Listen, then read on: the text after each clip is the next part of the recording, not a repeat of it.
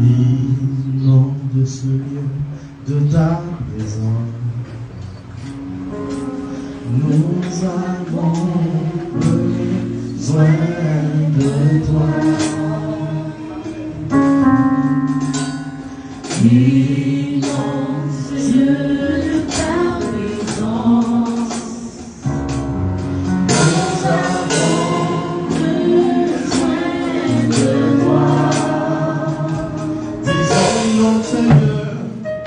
Inonde ce lieu de ta présence. Nous avons besoin de toi. Inonde ce lieu de ta présence. Nous avons besoin de toi. Inonde ce lieu de ta présence. Nous avons besoin de toi. Seigneur, inonde ce lieu de ta présence. Nous avons besoin de toi. Père, inonde ce lieu de ta présence. Nous avons besoin de toi. Seigneur, inonde ce lieu de ta présence. Oui, nous avons besoin de toi.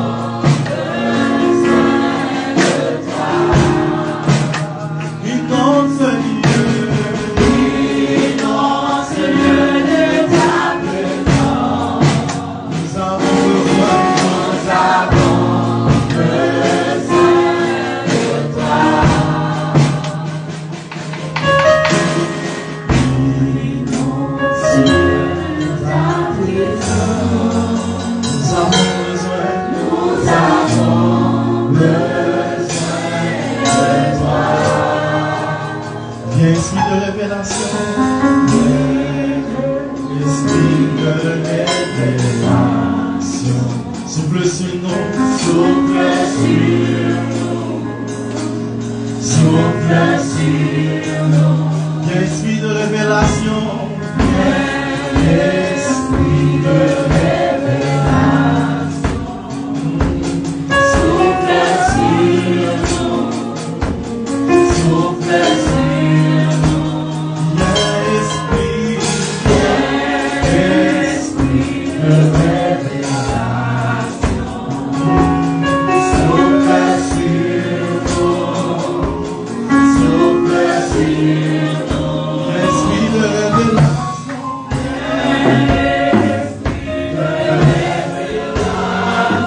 Souffle sur nous. Souffle sur nous. Souffle sur nous. Viens, esprit de révélation. Souffle sur nous. Souffle sur nous. L'esprit de révélation. Esprit de révélation. Souffle sur nous. Souffle sur nous. Oh oui, esprit de révélation. Souffle sur nous. Souffle sur nous. Oh oui, esprit de révélation.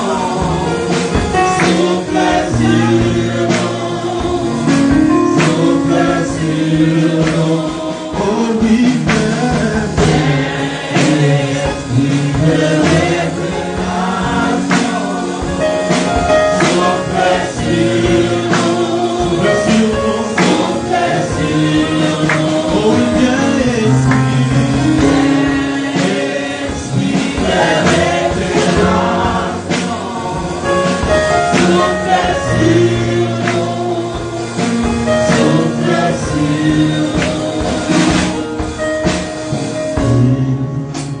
Seigneur, de ta présence. Nous avons besoin de toi. Inonde, Seigneur, de ta présence. Nous avons besoin de toi. Seigneur, inonde, Seigneur, de ta présence. Nous avons besoin de toi.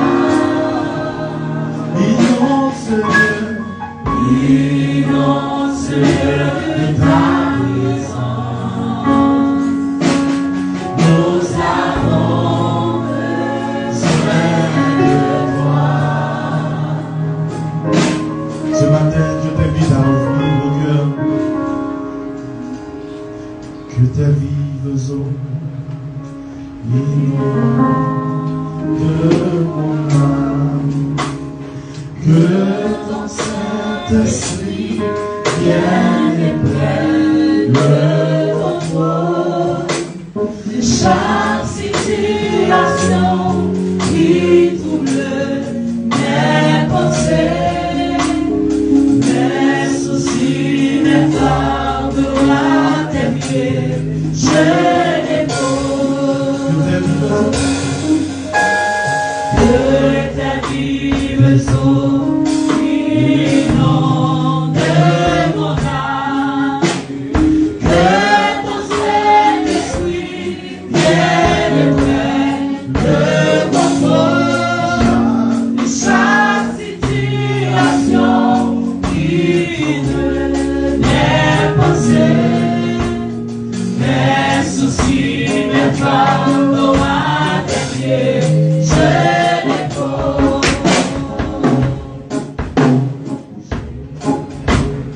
Que tes vives eaux inondent mon âme.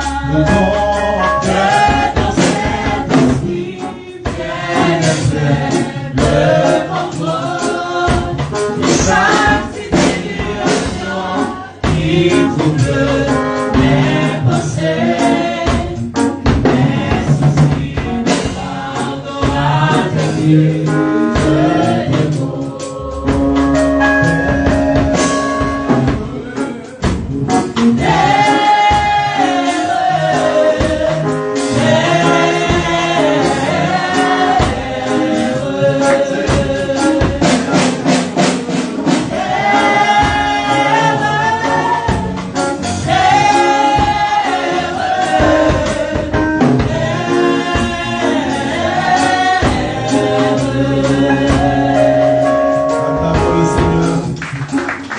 Acclamons le Seigneur.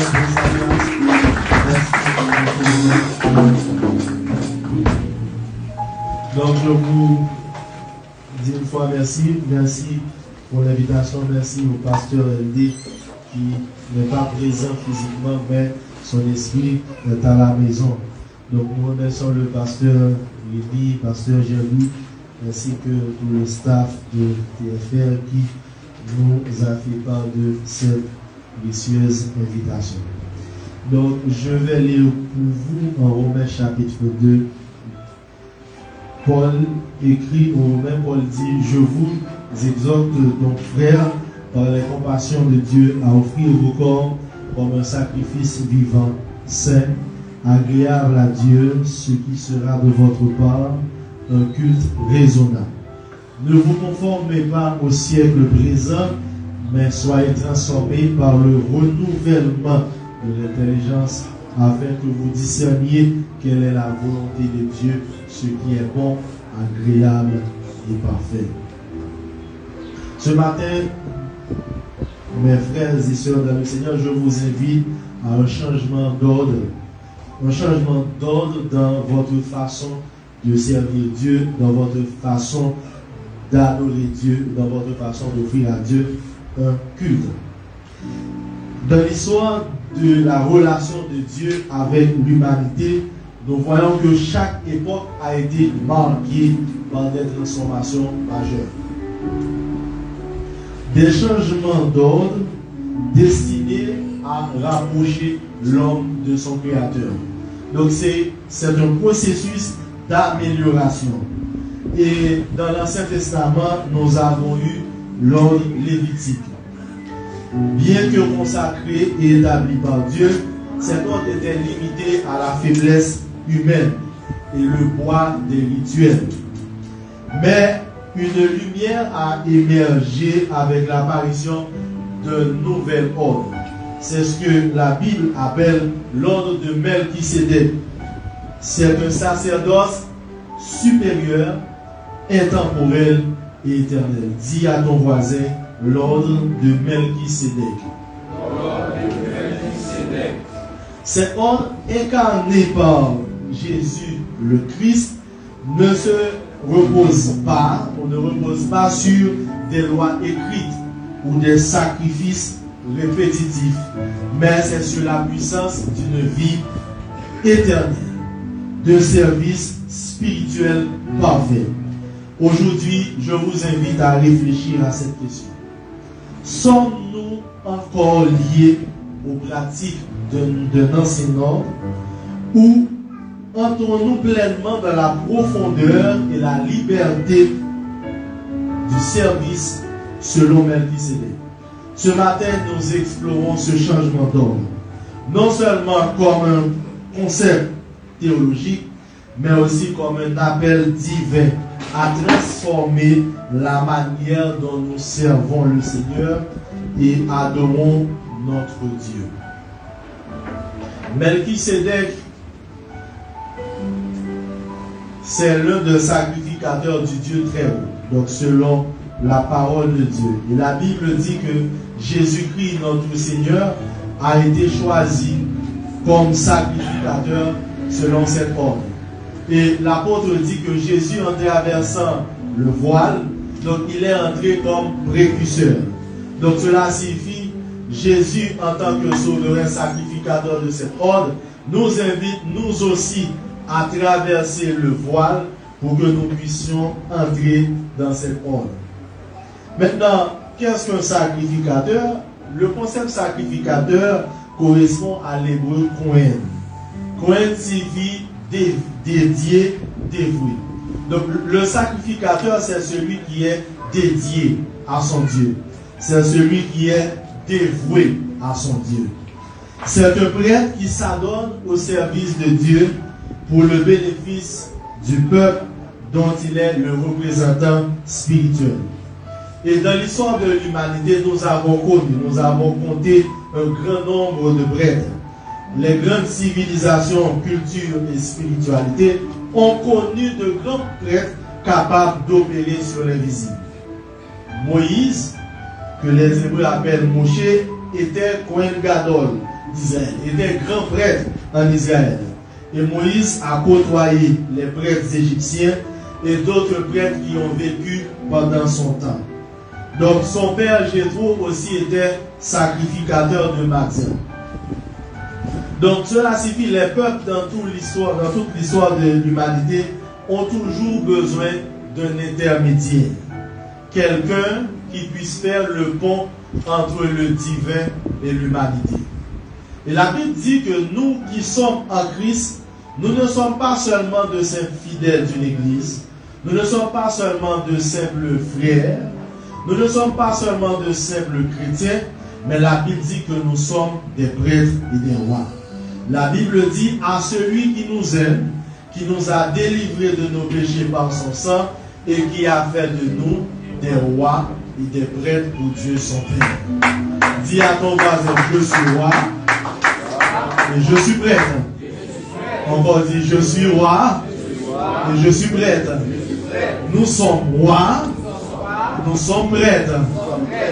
Donc, nous sommes une royauté. Nous sommes une prêtrise. Donc cela signifie le prêtre, dans ce contexte, c'est quelqu'un qui est expert du surnaturel. Le prêtre, c'est quelqu'un qui a une connaissance surnaturelle, une connaissance des mondes visibles et invisibles. Le commun des mortels s'intéresse à ce qu'ils peuvent voir, entendre, sentir ou toucher, mais l'homme spirituel est capable de vivre au-delà de ses sens. Donc cela signifie celui qui a la capacité de vivre au-delà de ses sens, donc c'est quelqu'un qui est spirituel. Le rôle du Cohen, du sacrificateur, c'est de faire des transactions entre le spirituel et le matériel, le divin et l'humain. Il est celui qui peut aussi unir la spiritualité à la matérialité. Il peut élever le matériel vers le spirituel pour la gloire de Dieu.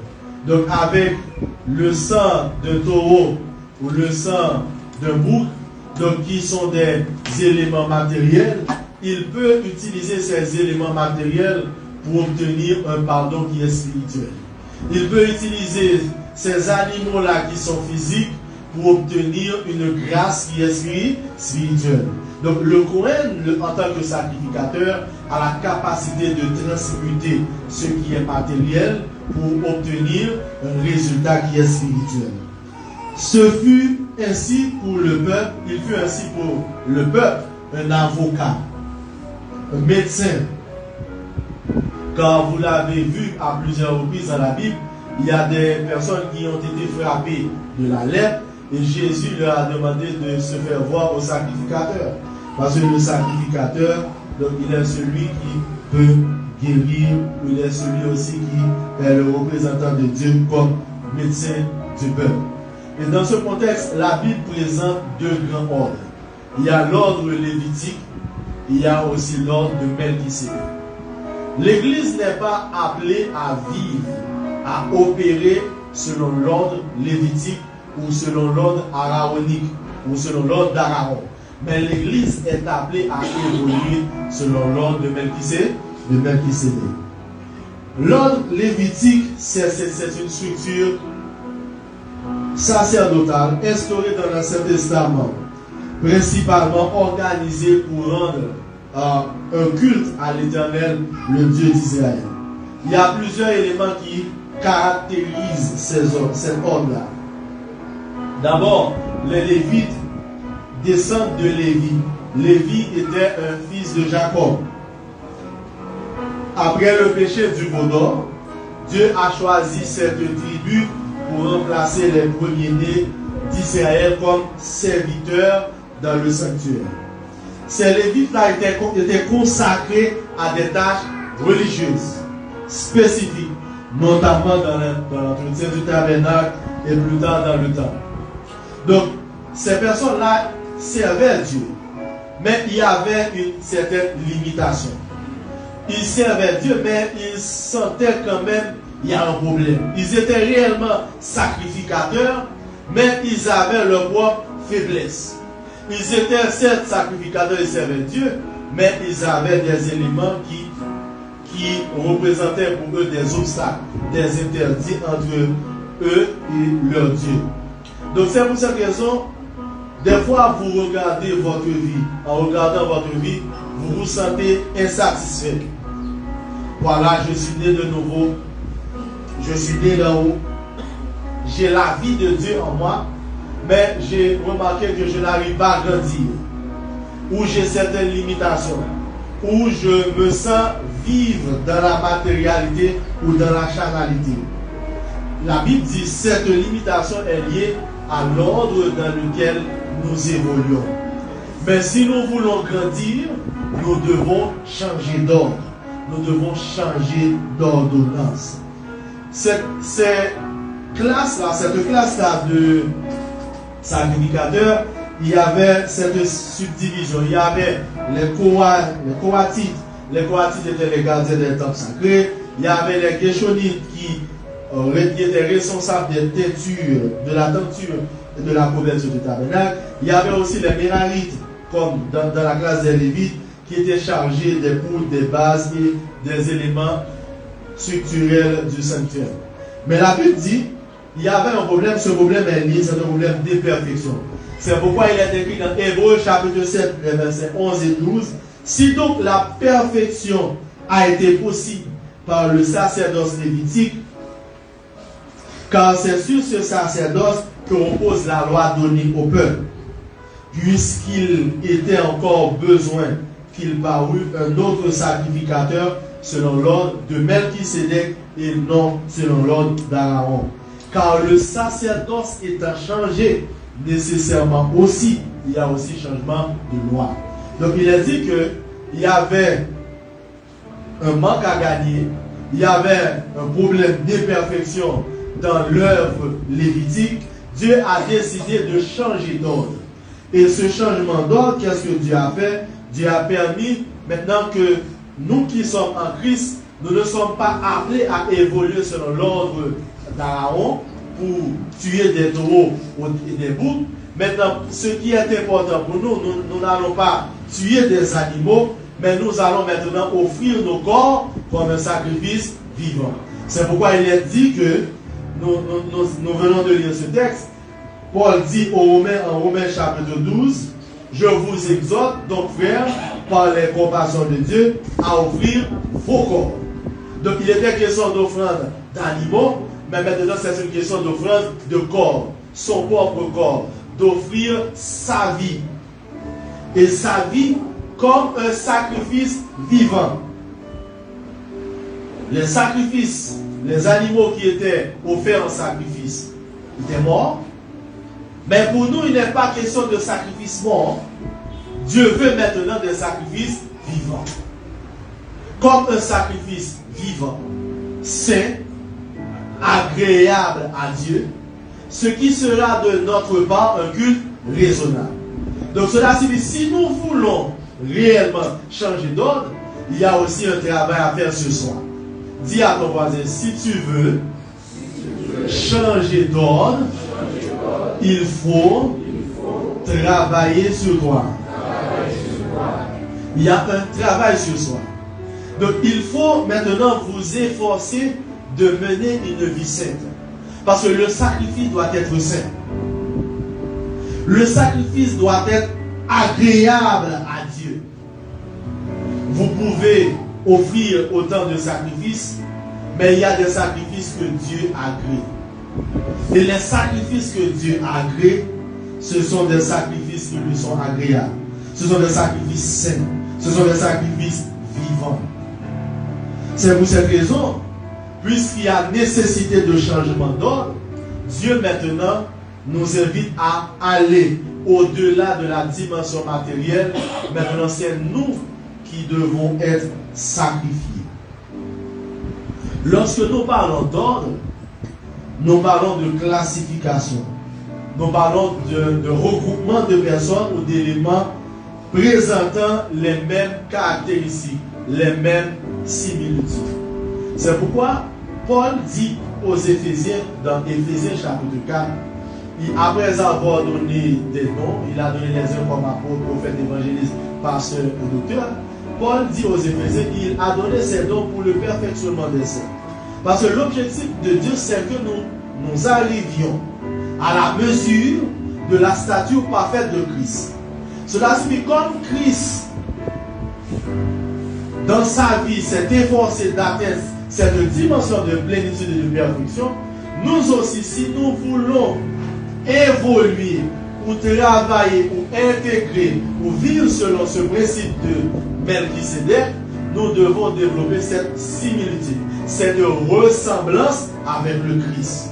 Donc si Christ est parfait, nous sommes aussi appelés à parfait. Soyez parfaits, comme votre Père Céleste est parfait. Si Christ est saint, nous sommes aussi appelés à la sainteté. Si Christ est glorifié, nous sommes aussi appelés à la gloire, car Christ en vous, c'est l'espérance de la gloire.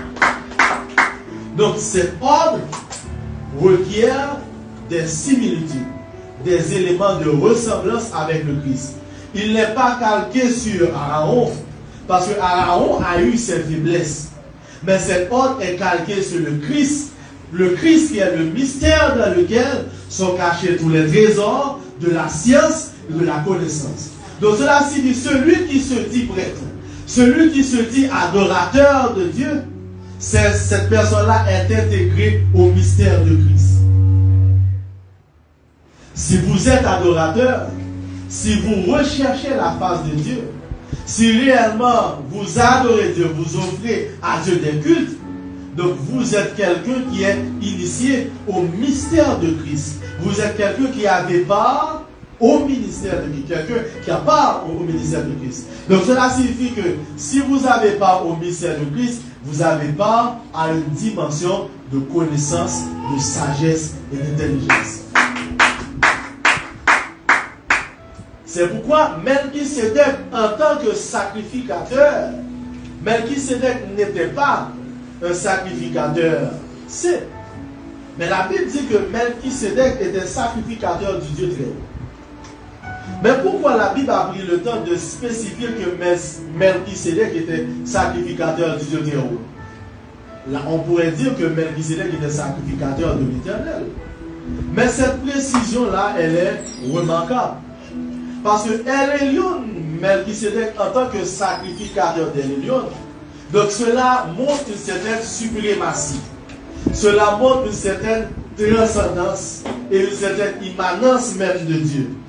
Donc, en tant que sacrificateur du Très-Haut, Melchisédek a une relation sérieuse et étroite avec le Tout-Puissant. Donc, si vous êtes sacrificateur, selon le principe de Melchisédek, vous êtes connecté au Tout-Puissant.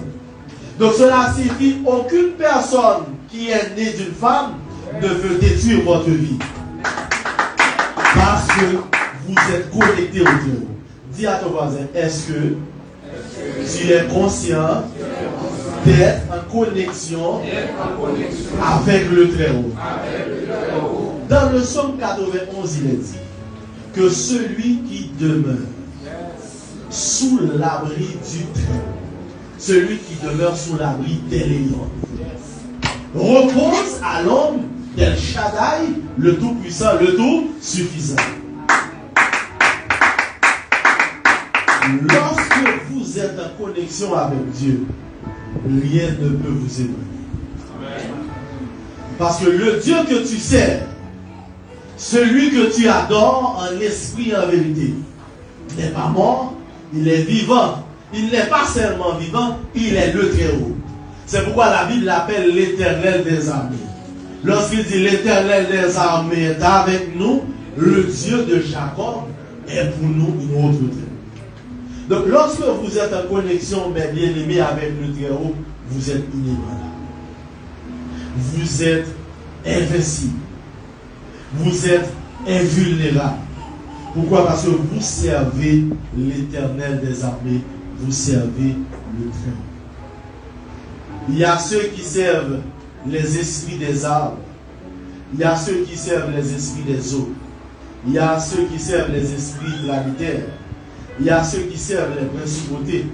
Mais nous ne servons pas les créatures. Nous servons le Très-Haut. Donc c'est pourquoi c'est ce qui rend au sacerdoce de Melchisédek ce caractère éternel. Melchisédek, dans son sacerdoce, dans son service au Très-Haut, son sacerdoce est éternel, c'est parce qu'il est connecté au Très-Haut. Puisqu'il est connecté au Très-Haut, personne ne peut nuire à sa vie. Personne ne peut endommager sa vie.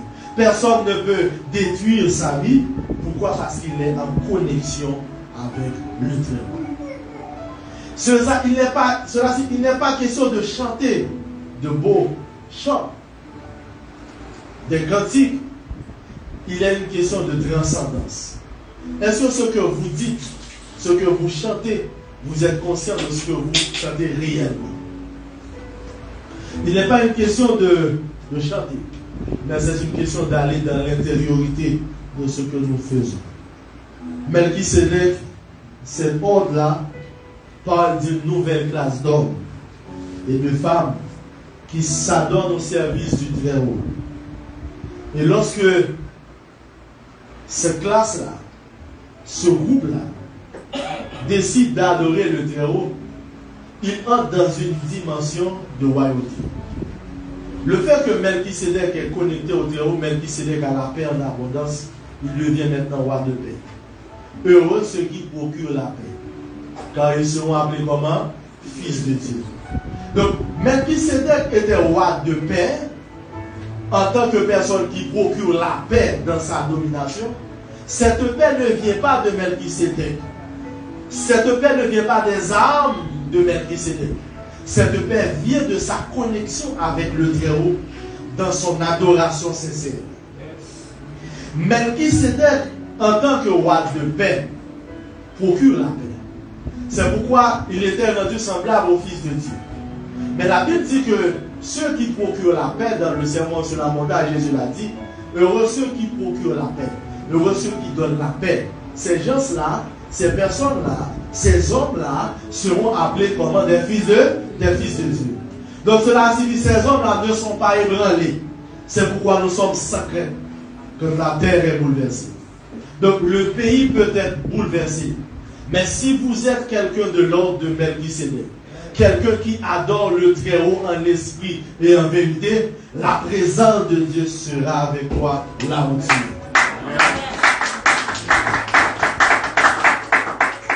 Il est roi de paix. Il est aussi roi de justice. Réunir la royauté et le sacerdoce, c'était l'une des préoccupations de plusieurs rois.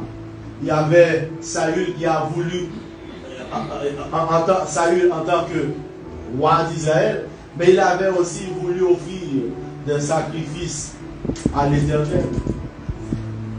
Pourquoi? Parce que dans l'ordre d'Aaron, il n'était pas possible que la royauté et la prêtrise soient unies.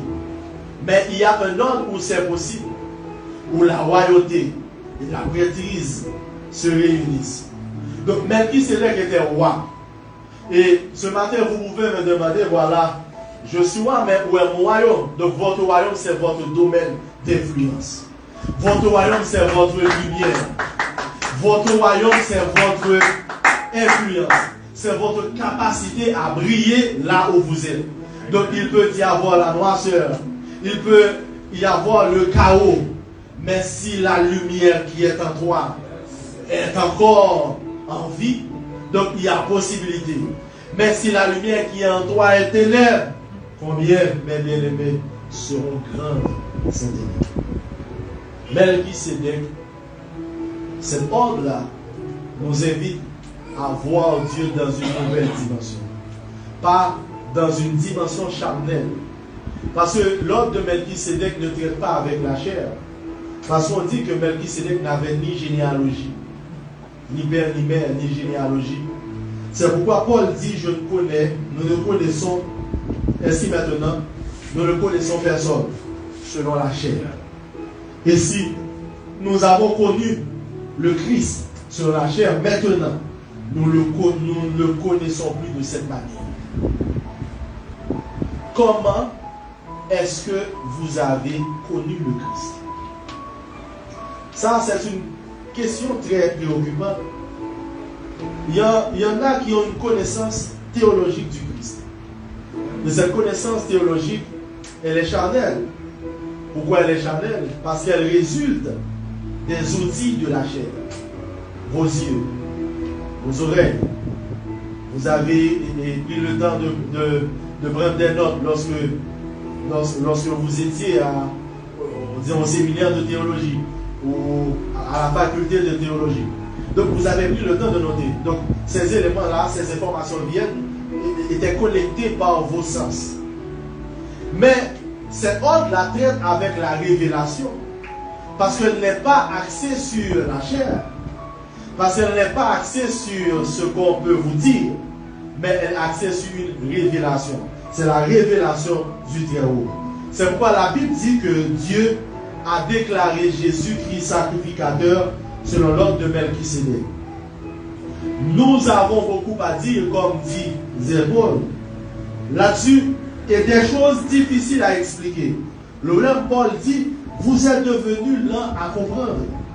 Vous en effet qui devriez être des maîtres, vous avez besoin qu'on vous enseigne les premiers rudiments des oracles de Dieu. Vous en êtes venus à avoir besoin de lait et non de la nourriture solide. Or, quiconque en est au lait n'a pas l'expérience de la parole de justice. Il est un enfant. Mais la nourriture solide est pour les hommes faits, pour ceux dont le jugement est exercé par l'usage, à discerner quoi, ce qui est bien et ce qui est mal. L'apôtre dit aux Hébreux, il y a un problème avec l'ordre de Melchisédek. L'apôtre a réalisé qu'il a voulu exposer cette révélation aux chrétiens. Mais le problème, c'est que ces choses-là paraissent difficiles à expliquer. Parce que c'est une révélation que la chair et le sang ne peuvent comprendre. C'est une invitation à une dimension poussée de l'esprit. C'est une invitation à une dimension de connaissance plus poussée de l'esprit. C'est une dimension à une relation plus profonde avec le Saint-Esprit. Et il dit au verset 12 que par rapport au temps que nous avons, au temps de service, il y a des personnes qui ont 15 ans de service, 15 ans, 20 ans, depuis qu'ils servent Dieu. Mais le problème, c'est qu'ils servent encore selon l'ordre lévitique. C'est qu'ils servent Dieu encore selon les données charnelles, selon les données d'essence. Mais ils n'ont pas encore pris le temps de connaître le Christ, non pas selon la chair, mais dans une dimension de révélation. Il y a plusieurs façons de connaître le Christ. Vous pouvez connaître le Christ à travers les livres. Vous pouvez lire, participer à des séminaires, prendre des études bibliques. Ça vous permet d'avoir des connaissances. Mais si ces connaissances-là, ces données-là ne peuvent vous conduire à une dimension de révélation, donc vous connaissez encore Christ selon la chair. Et c'est cette dimension de révélation qui va vous permettre de rester ferme lorsque le vent souffle fort. Parce que vous pouvez avoir une somme de connaissances, mais lorsque vous êtes face à l'adversité, vous courez, vous prenez fuite. Lorsque Satan vous tracasse, vous prenez fuite, vous jetez l'éponge. Mais lorsque vous êtes en connexion avec Dieu et vous connaissez le Christ en esprit, donc vous restez ferme et vous restez inébranlable. Donc ceux qui resteront fermes et inébranlables, ce sont ceux qui ont une connaissance profonde du Christ. Pas une connaissance que la chair peut donner, mais une connaissance qui est axée sur une révélation de l'esprit. C'est pourquoi ceux qui sont encore dans la chair, Paul dit que ces personnes-là sont encore au lait. Pourquoi au lait? Parce qu'ils devraient, ces personnes-là étaient appelées à être des maîtres. Mais elles ont encore besoin qu'on leur enseigne les premiers rudiments des oracles de Dieu. Ces personnes-là ont besoin qu'on les enseigne, voilà. Il faut te sanctifier parce que ce que Dieu veut, c'est votre sanctification. C'est que vous vous absteniez de l'impudicité. C'est que chacun de vous sache posséder son corps dans la sainteté et l'honnêteté. Voilà, il faut mener une vie sainte. Voilà, il faut réciter ce verset. Allez, voilà. C'est l'exercice du bébé. Et après, il faut prier. La Bible dit il faut prier sans cesse. Répétez, prier sans cesse. Donc là, ces personnes-là qui devraient être des maîtres, grandir, savoir que la sainteté fait partie de sa vie, fait partie intégrante de sa vie. Donc on n'a pas besoin d'une personne extérieure pour nous dire voilà, il faut me sanctifier, donc ma sanctification est importante pour moi. Prier, c'est important pour moi comme manger. Donc si vous êtes à ce niveau-là, on vous demande de prier. On vous pousse à prier, on vous pousse à lire votre Bible, on vous pousse à méditer la parole de Dieu, on vous pousse encore à chercher Dieu, vous êtes encore au lait. Parce que vous avez besoin qu'on vous enseigne les premiers rudiments des oracles de Dieu. Maintenant, pour ceux qui ne veulent plus boire du lait, mais qui recherchent de la nourriture solide, la Bible dit maintenant ces personnes-là sont appelées à vivre comme des maîtres, parce que aussi longtemps que l'héritier est enfant, l'apôtre Paul dit aux Galates, il ne diffère en rien de l'esclave. Donc cela signifie, lorsque vous êtes enfant, vous êtes un esclave à part entière. Parce que vous êtes héritier, mais vous n'avez aucune part à votre héritage. Vous êtes riche en Christ, mais vous vivez dans la pauvreté. Vous êtes riche en Christ, mais vous vivez dans le manque. Et vous dites chaque jour, l'Éternel est mon berger, je ne manquerai de rien, mais vous vivez encore dans le manque. Vous avez dit que Christ en vous, c'est l'espérance de votre gloire, mais vous vivez encore dans la honte. Pourquoi? Parce que vous êtes encore enfant. Mais aussi longtemps que l'héritier est enfant, il ne diffère en rien de l'esclave. Mais bien aimé, l'apôtre Pierre, s'adressant aux chrétiens, Pierre leur dit, vous au contraire, vous êtes une race élue, vous êtes un sacerdoce royal, une nation sainte, un peuple acquis, afin que vous annonciez les vertus de celui qui vous a appelé des ténèbres à son admirable lumière. Donc si vous êtes un sacerdoce royal, donc cela signifie s'allier, ça permet de comprendre que l'ordre de Melchisédek, ce principe est lié à la lumière. Ce principe est lié à la lumière.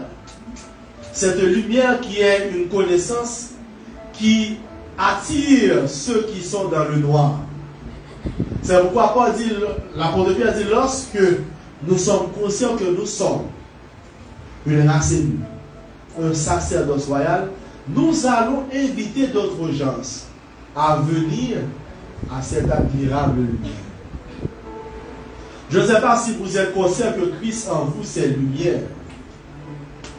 Que le Christ en vous, c'est la lumière. Jésus a dit que je suis la lumière de ce monde. Celui qui me suit ne marchera point dans les ténèbres, jamais dans les ténèbres, mais il aura la lumière de la vie. Si vous prenez quelques secondes d'introspection, remarquez dans votre vie, est-ce que réellement vous êtes dans la lumière? Est-ce que réellement vous vous sentez dans la lumière? Parce qu'il y a des personnes, même en plein midi, elles ne voient rien. Ce sont des ivoiriens. Voilà. Ces personnes ne voient rien, même en plein midi. Mais par contre, Jésus a dit, celui qui le suit ne marchera point dans les ténèbres. Et ces gens-là auront la lumière de la vie. La lumière de la vie dans nos décisions personnelles. La lumière de la vie dans notre croissance de la foi. La lumière de la vie dans tous les aspects de notre vie. Parce que Christ en nous n'est pas une question d'église. Que le Christ en nous englobe tous les aspects de notre vie. Parce que sa gloire doit être évidente dans tous les aspects de notre vie. Si nous sommes son temple, si nous sommes son palais, il est écrit dans son palais, dans son temple, tout s'écrit pour gloire. Cela signifie dans tous les aspects de notre vie, la gloire de Dieu doit être évidente. La gloire de Dieu doit être évidente. Mais bien aimé, je ne vais pas rester trop long. Le passage de l'ordre lévitique à l'ordre Melchisédek marque plus qu'un changement de sacerdoce, mais bien aimé, cela révèle le cœur même et l'intention de Dieu pour nous. Une adoration qui dépasse les rites et qui atteint la réalité spirituelle. Des chants, des cantiques qui transcendent les rites, mais qui nous connectent réellement au monde de l'esprit. L'ordre de Melchisédek, incarné par Jésus-Christ, est un appel vivant à abandonner les ombres pour saisir l'essence. C'est un appel à rejeter le superficiel pour embrasser l'essentiel. C'est un appel à troquer la répétition par la communion à offrir non seulement ce qui est imposé par la loi, mais ce qui jaillit d'un cœur transformé. Donc c'est un appel à servir et à adorer avec un cœur sincère. C'est un ordre supérieur que nous découvrons, que le véritable service à Dieu n'est pas limité par le temps, ni contenu par les lieux, mais s'élève comme une offrande vivante, sainte et agréable au Père. L'ordre de Melchisédek nous enseigne que nous, en tant que sacrificateurs, nous ne sommes pas limités dans le temps. Dans Job 1er, il est dit que Job a offert des sacrifices pour ses enfants, même avant leur péché. L'ordre de Melchisédek, c'est la capacité d'offrir des sacrifices pour des choses qui ne sont pas encore même réalisées. C'est la capacité d'offrir des actions de grâce pour des choses qui ne sont pas encore réalisées. Parce que cet ordre-là transcende le temps. Cela signifie, dans l'ordre de Melchisédek, je peux commencer par glorifier Dieu pour des choses que Dieu n'a pas encore réalisées. Parce que je ne suis pas limité par le temps. Je peux aussi offrir des sacrifices pour le pardon de certaines fautes que j'ai commises qui m'empêchent d'avancer parce que je ne suis pas limité dans le temps. Je peux remonter dans le passé avec mes sacrifices et je peux aussi transcender l'avenir avec mes sacrifices. Parce que c'est un principe qui n'est pas limité dans le temps. Si vous êtes conscient de cela, vous pouvez anticiper les assauts de l'ennemi. Vous pouvez anticiper certaines batailles. Vous pouvez anticiper même certaines victoires parce que vous n'êtes pas limité par le temps. En embrassant cet ordre, ce principe, nous participons à une maîtrise universelle.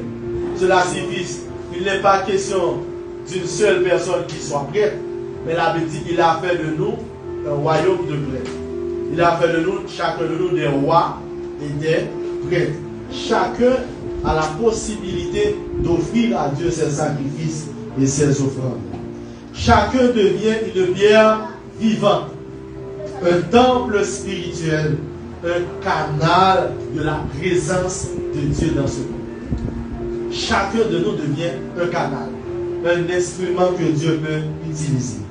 Ainsi, mes frères, la question demeure: sommes-nous prêts à laisser derrière nous les systèmes d'hier pour entrer pleinement dans ce sacerdoce éternel où Christ, notre souverain sacrificateur, nous conduit à servir dans la maison, dans la puissance de sa vie impérissable. Cet ordre-là repose sur une puissance de vie impérissable. Une puissance de vie impérissable. Donc ce n'est pas une vie temporaire. Ce n'est pas une vie que le temps peut détruire. Mais c'est une puissance, c'est une vie impérissable. Une vie impérissable qui est déclenchée par une puissance. C'est pourquoi que nos cœurs, nos vies, nos services soient désormais alignés avec cette réalité spirituelle. Car l'ordre de Melchisédek, mes bien-aimés, n'est pas une destination. Mais c'est une transformation continue vers l'intimité parfaite avec Dieu. C'est un effort, c'est un élan vers l'intimité.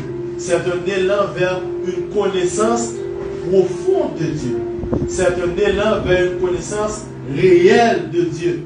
C'est un élan vers une connaissance expérimentale de Dieu. Ce n'est pas une connaissance l'ivresse, ce n'est pas une connaissance qu'on trouve dans les livres, mais c'est une connaissance expérimentale.